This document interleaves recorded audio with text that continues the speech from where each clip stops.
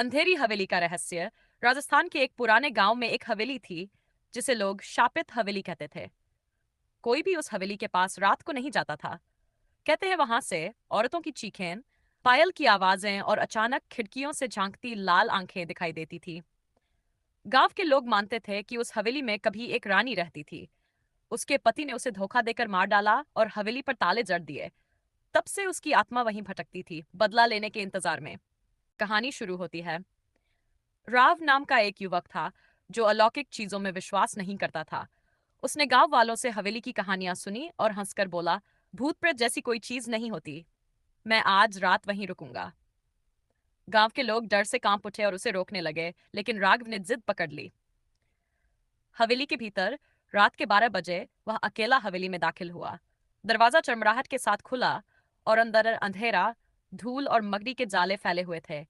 उसने टॉर्च जलाकर देखा। टूटी हुई तस्वीरें, पुराने फर्नीचर और जंग लगे ताले हर जगह बिखरे थे।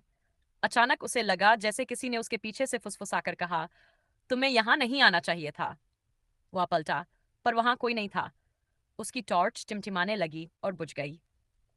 डर का साया हवेली में चारों तरफ से पायल की छन छन सुनाई देने लगी। राघव का दिल जोर जोर से धड़कने लगा।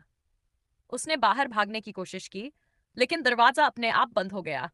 तभी सीढ़ियों पर से एक औरत का साया उतरा, सफेद लहंगे में, लंबे खुले बाल और चेहरे पर गहरा घूंघट। उसके हाथ खून से सने हुए थे।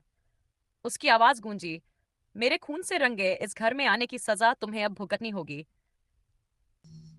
अंत गांव वालों ने अगले दिन सुबह हवेली का दरवाजा खोला तो भीतर केवल राघव की टॉर्च और उसकी चीखों की गूंज रह गई थी।